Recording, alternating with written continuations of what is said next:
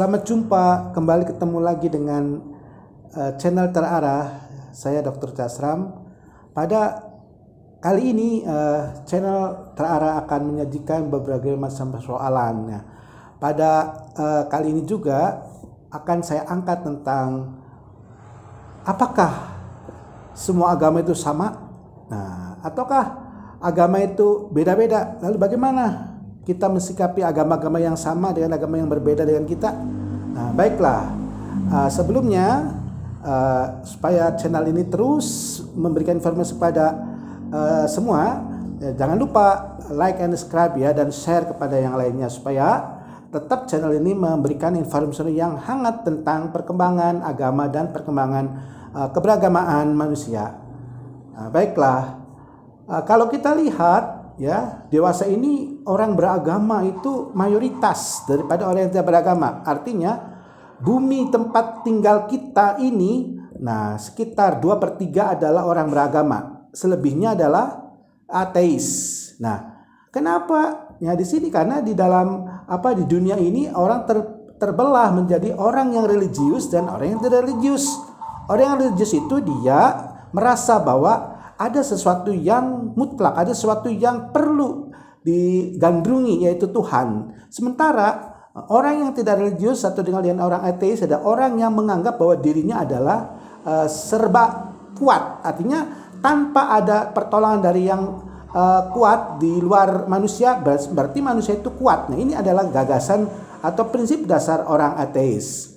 Nah, para pemirsa, saya akan mengembangkan tentang kenapa orang itu bisa ateis dan kenapa orang itu bisa beragama. Nah, kenapa orang bisa ateis? Karena mereka merasa bahwa dirinya, pengalaman hidupnya selalu sukses, atau walaupun tidak merasa berkeyakinan bahwa dia punya potensi untuk segalanya serba diri gitu ya, serba sendiri tanpa ada intervensi dari yang Maha Suci, yaitu Tuhan. Sementara orang-orang yang religius adalah orang yang antagonis, berbalik arah dengan ateis itu, yaitu bahwa orang beragama atau orang religius itu yang menganggap bahwa dirinya adalah lemah, bahwa dirinya juga ada lemah.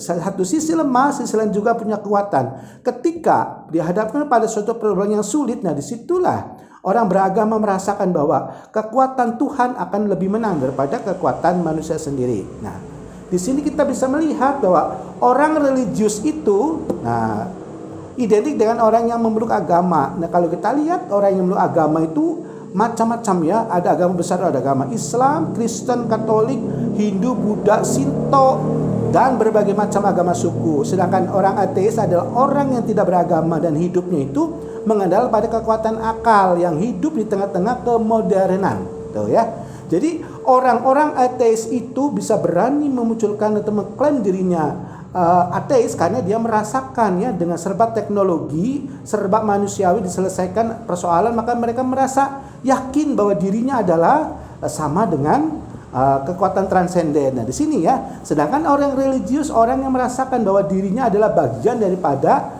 atau merupakan amanah, sebagai amanah dari Tuhan. Nah, baiklah. Nah, akan saya kembangkan kenapa orang itu butuh religius, karena penting, karena kalau kita beragama, disitulah Tuhan bisa memberikan satu pertolongan. Tapi kalau orangnya tidak beragama, mereka tetap seolah-olah sakit itu dirinya sendiri. Nah, ini yang keliru. Maka kita alhamdulillah sebagai umat religius yang hampir 2/3 di bumi ini adalah beragama, maka harus disyukuri betapa indahnya, betapa nikmatnya menjadi orang yang religius dibandingkan dengan orang ateis. Orang ateis kalau dilihat secara hakiki atau hati nuraninya, dia merasakan karena manusia itu adalah pada dasarnya beragama, pada dasarnya menggantungkan diri pada sesuatu yang mutlak, sesuatu yang di luar dirinya. Nah, cuma karena keegoisannya, maka orang-orang ateis ini merasakan bahwa dirinya adalah serba Tuhan atau dirinya adalah sama dengan Tuhan. Segala persoalan hidup seolah-olah diselesaikan di sini, padahal ketika dia menderita, ketika dia sakit di situ, apakah bisa akal bisa menyelesaikan itu? Tidak bisa. Di situ pentingnya doa. Nah, doa ini adalah tanda orang yang religius. Tapi orang ateis tidak mau mengucapkan atau melakukan doa karena dia merasa gengsi. Tapi hati kecilnya juga dia itu tadi merasakan bahwa ateis juga butuh Tuhan, cuma tidak diungkapkan secara transparan di muka publik. Nah, ini bedanya orang ateis dan orang religius. Nah, baiklah, kalau kita lihat bahwa orang-orang religius yang beragama itu Kenapa mereka memerlukan agama? Karena agama itu bagian daripada apa? Bagian daripada elan vital kehidupannya. Orang-orang yang beragama itu tidak akan merasa terganggu kemajuan hidup di dunianya. Banyak kok orang-orang yang beragama, baik Islam, Kristen, Hindu, dia memanfaatkan doa, dia pergi ke misalnya Islam ke masjid, Kristen ke gereja, Hindu ke kuil. Mereka tidak terganggu aktivitas dunianya. Nah, jadi sangat keliru ya anggapan orang-orang ateis yang menyatakan bahwa agama adalah candu dari masyarakat. Nah, moto seperti ini adalah bagian daripada pemikiran Karl Marx ya. Karl Marx sendiri menganggap bahwa agama itu tidak punya fungsi karena agama itu hanya dikonstantir oleh manusia ketika dia lemah, tapi ketika tidak lemah agama itu tidak berfungsi. Nah, ini gagasan Karl Marx ini adalah yang diadopsi oleh ateis ya. Pada dasarnya atau pada hakikatnya ini keliru ya. Jadi beragama itu bukan ketika kita sedang menderita tapi sedang senang juga, itulah beragama ya. Karena apa? Karena senang dan susah adalah bagian daripada kehidupan. Jadi tidak bisa dipisahkan bahwa kehidupannya harus susah terus atau kehidupannya adalah senang terus, tidak bisa. Semuanya adalah bagian hidup, dua bagian hidup, A dan B atau A dan lawan A plus ya, dan sama-sama harus kita hadapi sebagai bagian hidup di dunia. Nah, sangat beruntung orang-orang yang beragama ini. Cuma persoalannya, apakah agama yang dipeluk umat ini sama? Apakah ada persamaan atau ada perbedaan? Nah, ini baru kita kaji. Nah, agama yang kita peluk atau agama yang dipeluk manusia itu beragam ya. Kenapa? Ya mereka terserah masing-masing akalnya. Bagaimana mereka merespon agama yang dia peluk? Apakah Islam, Kristen, Hindu, bebas. Itu kebebasan beragama. Karena Tuhan sebagai Jasa Pencipta itu sudah memberikan kebebasan. Silakan. Tuhan telah memberikan akal kepada kalian manusia. Nah, manusia itu silakan mengambil mana agama yang menurut mereka benar, mana menurut agama mereka yang sesuai dengan karakteristiknya. Nah, kalau kita lihat dari sekian agama itu ada yang secara eksklusif, secara teologi ya ada satu agama ya. Nah, tidak ada lebih dari lagi kalau secara eksklusif, ada secara teologi. Misalnya kita orang Islam. Saya mengakui Islam itu agama yang benar. Nah, itu namanya kebenaran teologi ya, truth claim kita. Begitu juga orang Kristen, orang Hindu, Buddha, silakan menganggap bahwa agamanya paling benar, namanya truth claim mereka. Semuanya itu dalam ranah teologi, yaitu sifatnya eksklusif. Nah, sifat eksklusif ini adalah untuk menumbuhkan karakteristik pemahaman sedang kebangkitan atau keteguhan dalam beragama. Kalau tidak ada sifat teologi eksklusif dari agama ini, maka orang itu tidak berdaya atau orang itu menganggap remeh atau beragama itu sia-sia, tidak ada tujuan. Tapi dengan pemahaman yang teologi ini sehingga dia membangkitkan kebenaran bahwa tidak ada agama lain selain agama yang dia peluk. Ini namanya sifat eksklusifnya. Tapi ketika manusia beragama itu bergaul di ranah interaksi sosial, maka dia menghadapkan pada sikap-sikap inklusif, artinya toleransi. Nah, sikap eksklusif disimpan di dalam dada, sedangkan sifat inklusif ketika bergaul antar agama maka itu kita kembangkan. Nah, di sini pentingnya kita beragama yang inklusif, tapi juga beragama yang tidak menghilangkan sifat-sifat eksklusif. Nah, dua sikap eksklusif dan inklusif ini harus selalu ada pada umat beragama. Karena apa? Karena sangat penting. Kalau tidak dimiliki, saya hanya memiliki eksklusif saja, nanti dia membuat apa? Manusia itu akan radikal, akan dia tuh menganggap yang lainnya kok bisa dibantai. Kalau ketemu di sosial, misalnya hidup sosial, wah itu tidak sesuai dengan ajaran agama saya, bahwa langsung dibunuh, dibantai.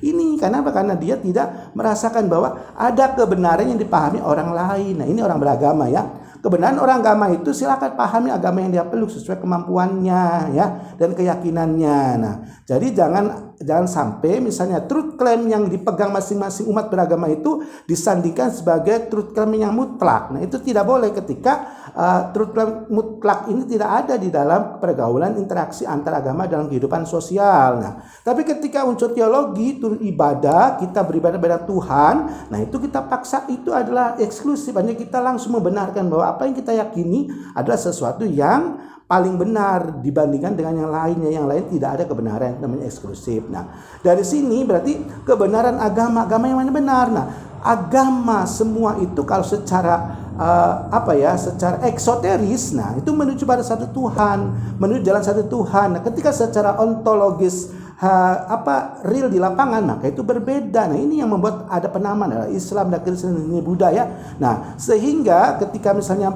mana agama yang benar, nah itu agama yang kita memiliki secara eksklusif. Tapi secara ontologis tidak ada agama yang benar. Itu dalam arti benar mutlak ya, secara eksklusif tidak, tapi secara kebenaran, secara kepemilikan atau kepemelukan umatnya. Nah, ini namanya interaksi sosiologis. Jadi ketika sosiologis dibicarakan, maka kebenaran agama itu relatif. Artinya setiap orang bisa berhak punya kebenaran agama sesuai dengan keyakinan dan tuntutan ketentuan truth claim-nya itu ya. Tapi ketika dia beribadah ke masjid, dia misalnya ke gereja atau ke kuil itu berarti dia kebenarannya eksklusif. Itu kebenaran yang dipahami bahwa tidak ada kebenaran agama lain selain yang dia pemeluki. Itu selain agama yang dia pegang, ini namanya pemahaman eksklusif. Jadi kebenaran agama yang dipilih itu tadi ada dua. Jadi ketika dia memahami secara eksklusif, maka ini yang harus kita pegang. Tapi ketika interaksi sosial, maka itu adalah kebenarannya berdasarkan kesepakatan sosial. Jadi bisa aja ya misalnya, kamu misalnya secara sosiologis kok begitu ya. Nah, itu berarti ada relatif, karena di dalam arti sosiologis kebenaran agama itu tidak muncul ya, tapi secara eksklusif kebenaran agama itu muncul. Nah, Islam yang saya pegangnya adalah agama yang truth claim-nya ada eksklusif ya. Di samping itu kan juga kita sosial juga kita menghargai sebagai manusia berbasis basyariah, itu menghargai, menghormati, toleran kepada umat agama lain ya. Nah, di sini para pemirsa mudah-mudahan mengerti bahwa apakah agama itu sama? Iya, agama itu sama dalam tataran esoteris. Artinya tataran esoteris itu tataran yang sama-sama menuju pada satu Tuhan ya. Jalannya menuju pada satu Tuhan. Nah, tapi ketika melihat jalannya, nah itu karena beda-beda. Nah, ini adalah secara eksoteris. Jadi secara esoterisnya menuju pada satu Tuhan, tapi secara eksoterisnya berbeda, yaitu muncul apa? Muncul hukum-hukum agama. Nah, dalam Islam misalnya agamanya ibadahnya di masjid, ibadahnya rukun Islam. Lalu kalau Kristen misalnya berada ke gereja setiap sekali seminggu dan sebagian di kuil, yang lain bagi Hindu dan sebagainya. Nah, ini namanya pemahaman secara inklusif, pemahaman secara eksoteris tuh. Jadi kebenaran agama yang dipeluk adalah kebenaran eksklusif atau esoteris, yaitu sama-sama menuju pada Tuhan, pada satu Tuhan. Tapi ketika dipahami, dijalankan oleh pemeluknya, maka kebenarannya itu relatif. Nah, ini namanya apa? Sifatnya dia adalah eksoteris. Nah, ini yang membedakan bahwa setiap agama di dunia tidak akan ada yang sama ya, berbeda-beda. Karena apa? Dari sisi ibadahnya, sisi ajaran untuk ibadahnya berbeda. Tapi ketika dia merasa ketahui ketuhanannya menuju pada yang satu, ya. Nah, yang satu itu ada yang satu langsung, ada yang satu yang macam-macam. Nah, ini adalah konteksnya dia adalah satu yang namanya esoteris. Jadi agama mana yang benar? Yang benar adalah secara eksklusif adalah agama yang kita peluki. Nah, ketika dia inklusif, maka agama itu secara inklusif atau eksoteris itu berbeda. Dan ini muncul pemahaman yang toleran. Jadi ketika secara eksoteris, maka kita harus mengakui agama lain sesuai dengan yang umat agama itu yakini kebenarannya. Jadi jangan sampai misalnya agama kamu yang kamu peluk salah, itu ya jangan begitu. Tapi kalau saya eksklusif, ya diyakini aja, tapi tidak ekspresikan di dalam pergaulan sosial. Nah, demikian saja, mudah-mudahan uraian sebegitu singkat ini bisa memberikan sumbangsi pemikiran wawasan nanti munculnya suatu perdamaian dunia berbasis agama. Karena perbedaan dunia agama itu didasarkan pada apa? Pada moral-moral agama, bukan moral-moral yang ateis ya. Demikian saja sebagai kata akhir, wabillahi taufiq wal hidayah. Wassalamualaikum warahmatullahi wabarakatuh.